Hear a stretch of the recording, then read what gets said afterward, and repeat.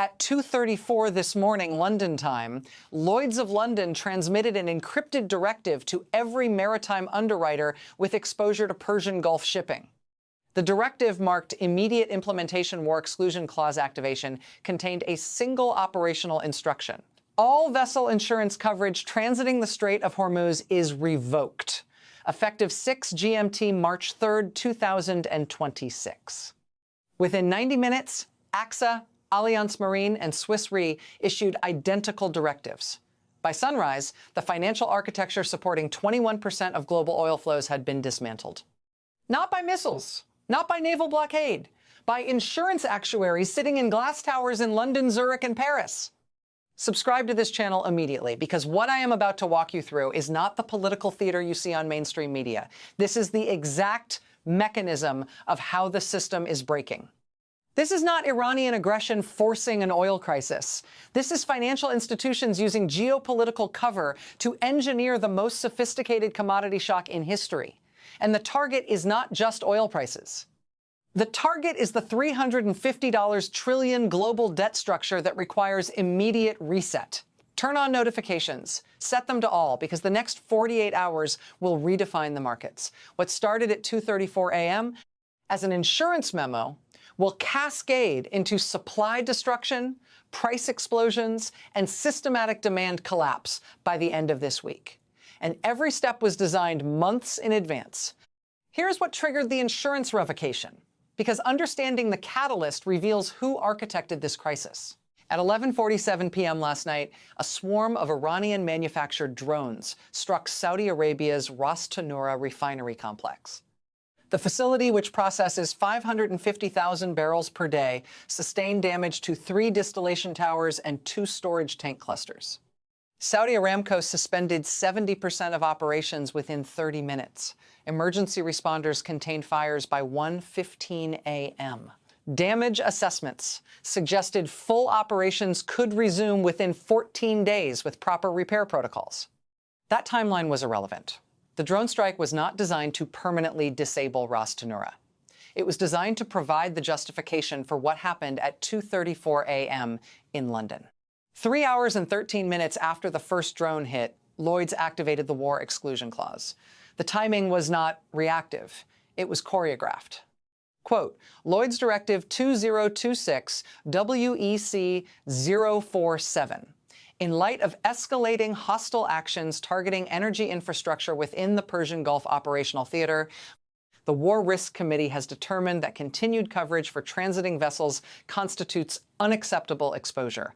All policies covering Strait of Hormuz passage are hereby suspended pending threat reassessment. Expected reassessment timeline, 90 to 120 days. That directive did not say vessels cannot transit the strait. It said insurers will not cover vessels that do. And without insurance, tanker operators cannot legally load cargo. Port authorities will not allow uninsured vessels to dock. Refineries will not accept deliveries from ships without valid coverage. And every major oil company has contractual obligations requiring full insurance for transit. The result is immediate. The Strait of Hormuz, which channels 21 million barrels per day, 21% of global supply, has been functionally closed, not by Iranian mines, not by U.S. Navy blockades, by spreadsheet entries in insurance company risk management systems. Hit that like button right now if you understand what just happened. The global energy system was shut down by underwriters, not adversaries. The algorithm decides what breaks through. You decide whether this analysis reaches people who need to see it. Because what I am showing you is a $200 per barrel oil scenario engineered through financial instruments, not military action. At 6:47 a.m., Brent crude futures opened in London at $82.34 per barrel. Within 17 minutes, the price hit $91.50. By 8:30 a.m., $103.80. The rally was not driven by actual supply shortages. Tankers currently at sea will continue delivering for the next 30 days. Storage facilities hold strategic reserves sufficient for 90-day consumption in most OECD nations. But futures markets do not trade current supply. They trade expectations of future supply. And the expectation, hardwired into every algorithm the moment Lloyd's directive hit Bloomberg terminals, is that 21 million barrels per day will vanish from global markets within 14 days, when current in-transit inventory deplete. The math is straightforward. Global oil consumption is 102 million barrels per day. If the strait remains closed, supply drops to 81 million barrels per day. Demand does not adjust instantaneously. Economic activity, transportation logistics, heating requirements, industrial processes all continue operating under the assumption that fuel will be available. The result is a 2.1 million barrel daily deficit. Over 30 days, that is a 630 million barrel cumulative shortage. There are only two ways to close that gap: increase supply from non-strait sources or destroy demand through price shock. U.S. shale production, even at maximum output, can add 2 million barrels per day within 90 days, not 21 million. Venezuela, sanctioned and infrastructure constrained, might add 500,000 barrels per day, not 21 million. Russia, already selling everything it can produce to China and India at discounted rates, has no spare capacity, which leaves demand destruction. Prices must rise high enough, fast enough, to force consumption down by 21 million barrels per day. Industry analysts estimate that threshold is $180 to $220 per barrel, sustained for 60 days. At that price, airlines, ground fleets, trucking companies, park rigs, factories shut production lines, consumers stop driving, demand collapses because economic activity cannot survive $200 oil. Drop a comment right now. Tell me if you think this crisis was planned or if you believe it is organic escalation. I am reading every response because the answer determines whether you understand what is actually happening.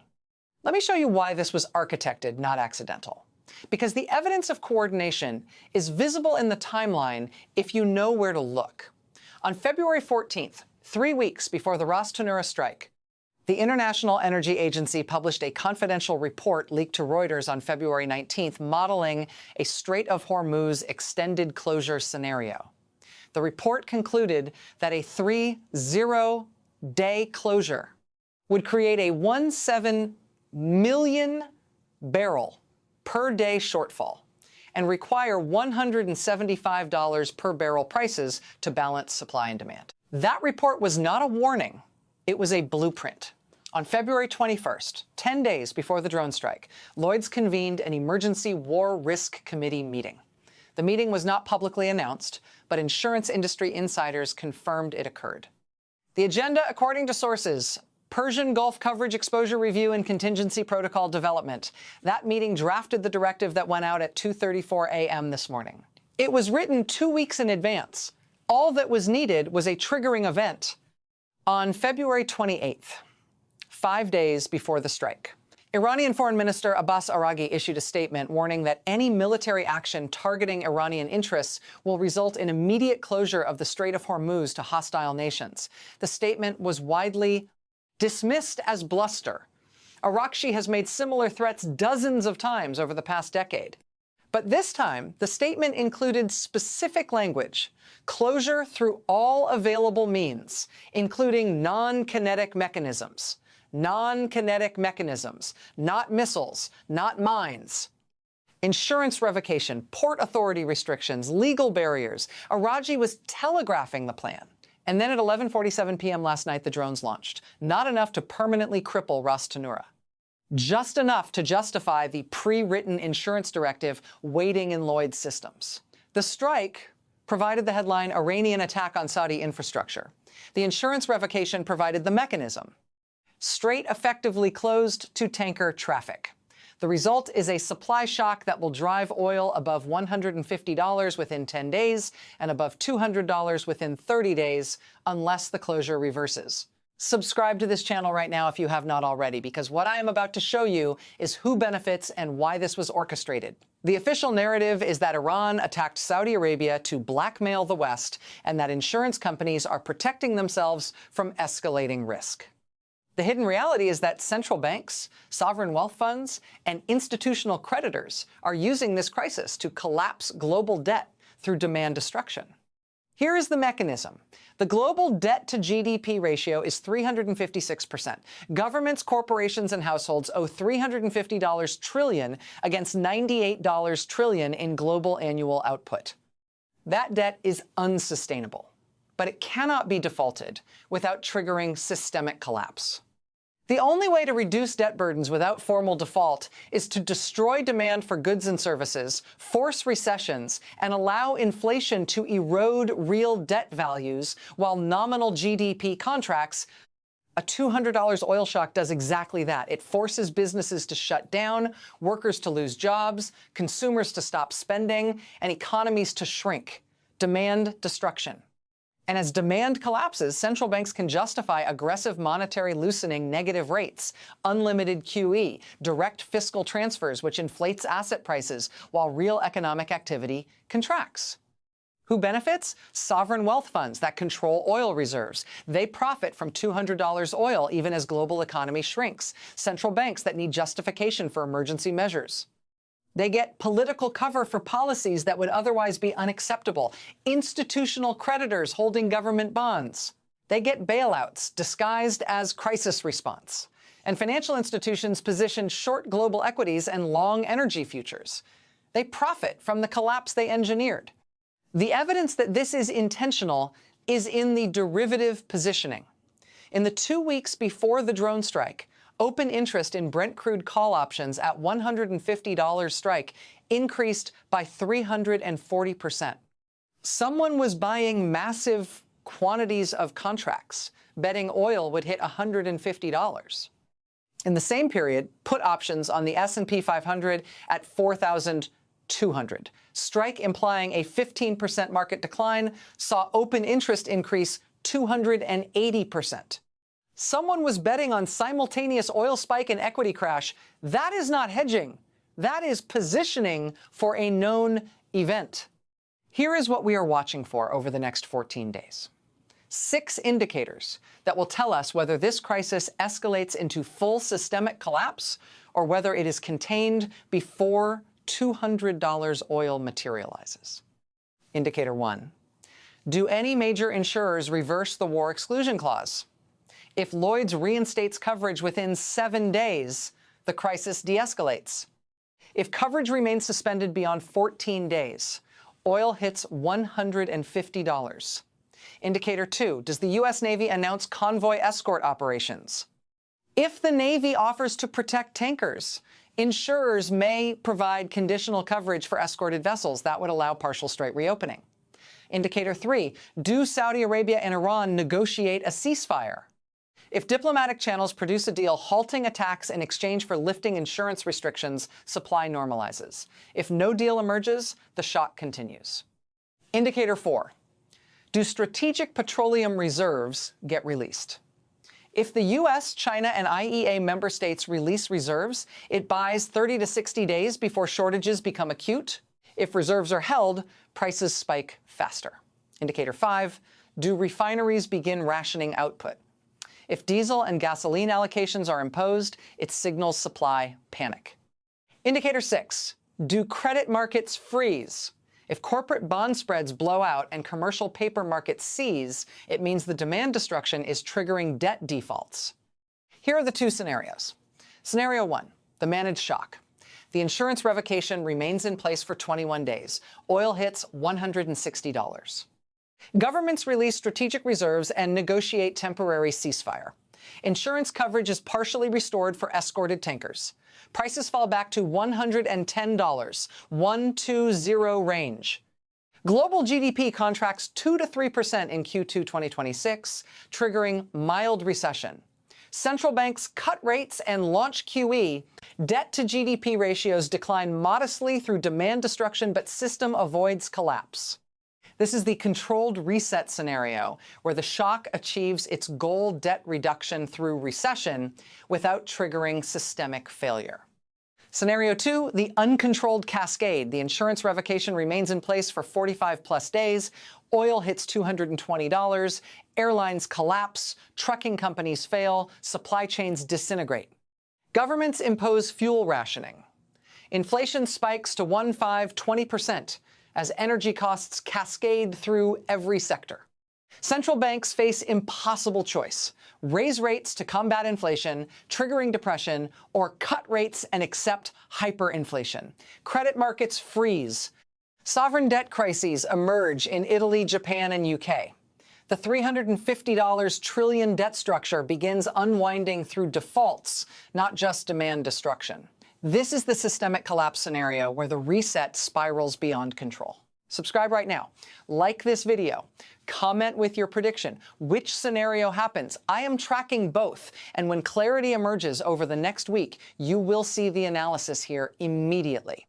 What I know for certain right now, at 2:34 a.m. this morning, Lloyd's of London revoked all insurance for Strait of Hormuz transits. AXA, Allianz, and Swiss Re followed within 90 minutes. The directive was written 2 weeks in advance and activated using a drone strike on Ras Tanura as justification. Brent crude has surged from $82 to over $103 in 6 hours. Futures markets are pricing $150 plus oil within 14 days. Derivative positioning shows institutional players bet on this outcome weeks in advance. And the stated goal of the insurance revocation is not temporary risk mitigation. It is 90 to 120-day suspension pending threat reassessment, which guarantees supply shortages sufficient to force demand destruction. This is not Iranian aggression creating an energy crisis. This is financial institutions using geopolitical theater to engineer a commodity shock that will reset global debt through forced recession. The drone strike provided the headline. The insurance revocation provided the mechanism. And the $200 oil target provides the demand destruction necessary to collapse the $350 trillion debt bubble without formal defaults. The next 14 days will determine whether this is a controlled reset or an uncontrolled cascade.